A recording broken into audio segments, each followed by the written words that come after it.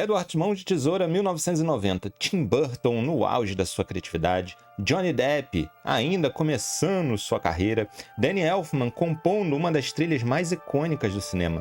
Um conto de fadas moderno, que é, ao mesmo tempo, doce e doloroso.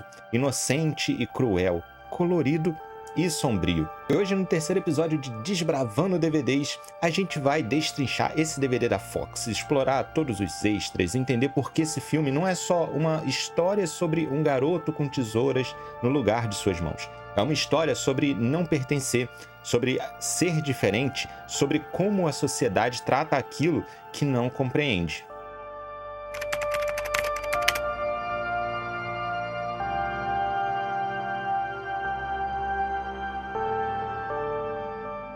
Mas antes da gente mergulhar no DVD em si, vamos falar sobre o filme. Edward, Mãos de Tesoura, conta a história do Edward, um ser criado por um inventor excêntrico que vivia isolado num castelo gótico no topo de uma montanha.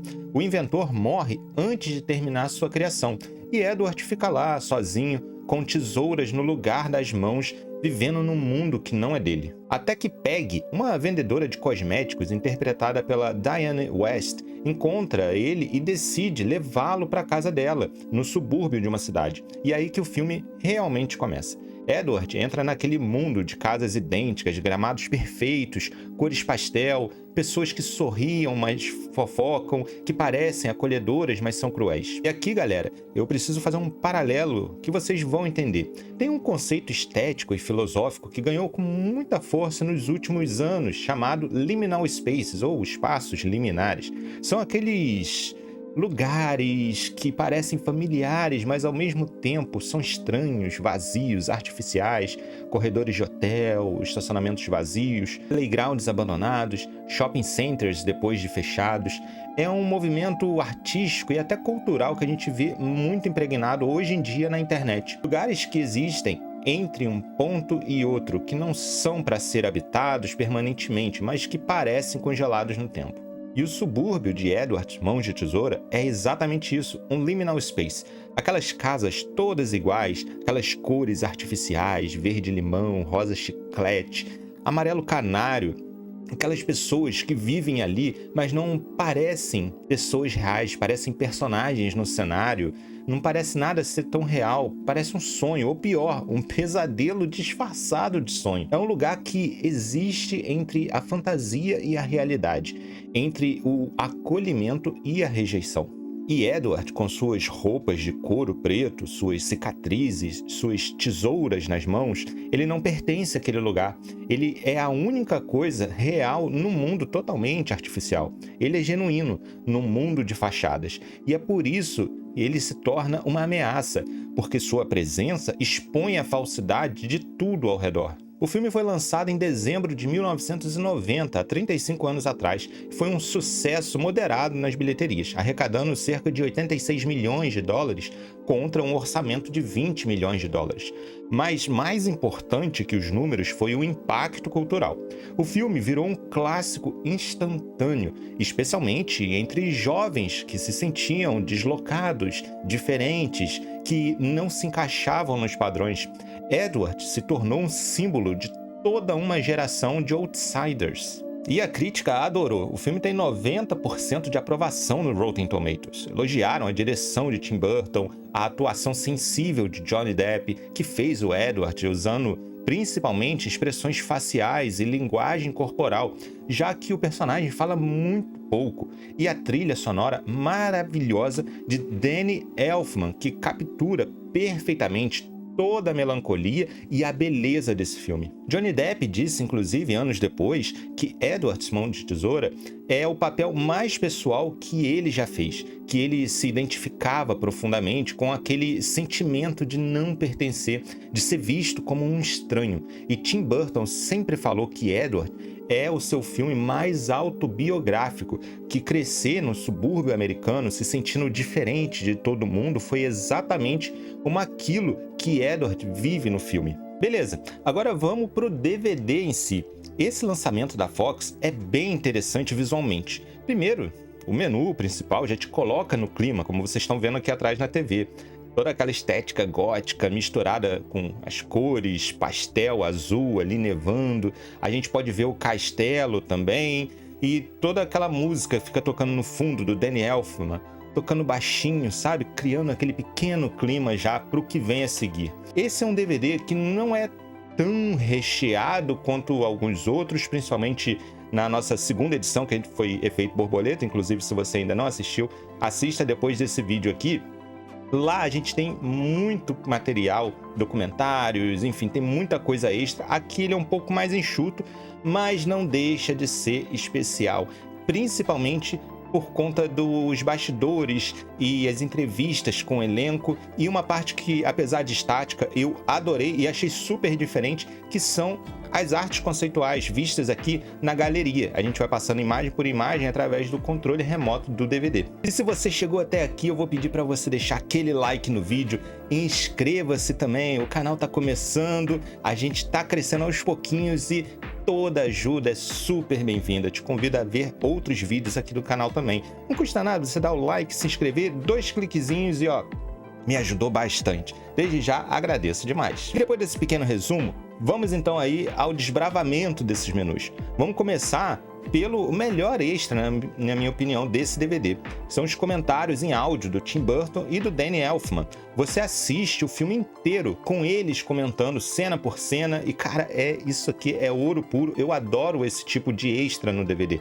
É uma aula de cinema, de composição musical e de processo criativo. Tim Burton fala sobre a origem da história, sobre como a ideia de Edward veio de desenhos que ele fazia quando era mais adolescente, quando se sentia isolado e diferente. Ele fala sobre como escolheu Johnny Depp para o papel, sobre como Depp era perfeito porque tinha aquela vulnerabilidade nos olhos, sabe? Aquela capacidade de transmitir emoção sem precisar falar muito. Já Danny Elfman, bicho, Danny Elfman fala sobre a composição da trilha sonora com uma paixão incrível. Ele explica como criou o tema principal, aquela melodia melancólica que representa o Edward. Ele fala sobre como usou um coral infantil em algumas partes para dar aquela sensação de inocência perdida, de conto de fadas bem sombrio. Tem um momento que o Elfman fala sobre a cena da dança de gelo, aquela cena linda onde o Edward esculpe o gelo e a Kim dança embaixo da neve que está caindo. E ele explica que aquela cena foi composta primeiro na música, antes mesmo de ser filmada. O Burton mostrou para ele storyboards, e o Elfman compôs a música imaginando aquela cena. E depois o Burton filmou seguindo o ritmo da música. Cara, isso é uma parceria incrível, bicho. É sensacional. Esses são os tipos de comentário que te faz valorizar mais ainda o filme, saca? Que te faz ver camadas que você não tinha percebido antes. Já o extra chamado de curtas é, na verdade, um pequeno documentário de bastidores com depoimento do elenco. Tem entrevistas com Johnny Depp, Winona Ryder, Diana West, o Anthony Michael Hall e outros atores, e o próprio Tim Burton falando sobre suas experiências no set.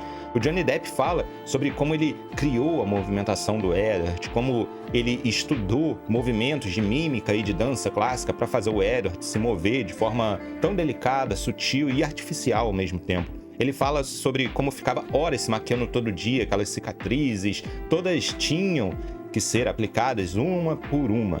O extra chamado Músicas, que tem um nome super confuso, na verdade são pequenas entrevistas com o elenco e o diretor sobre os personagens do filme. Não tem nada a ver com música em si, é sobre caracterização. Tim Burton fala, por exemplo, sobre como ele queria que Edward fosse ao mesmo tempo assustador e inocente, ameaçador e vulnerável. Johnny Depp fala sobre como ele usou um pouco de diálogo porque queria que Edward se comunicasse através de olhares, de gesto e do silêncio. São entrevistas curtas, menos ali de 1 minuto, algumas delas, mas são muito interessantes, dão um contexto muito bacana sobre as escolhas criativas de cada ator e do diretor.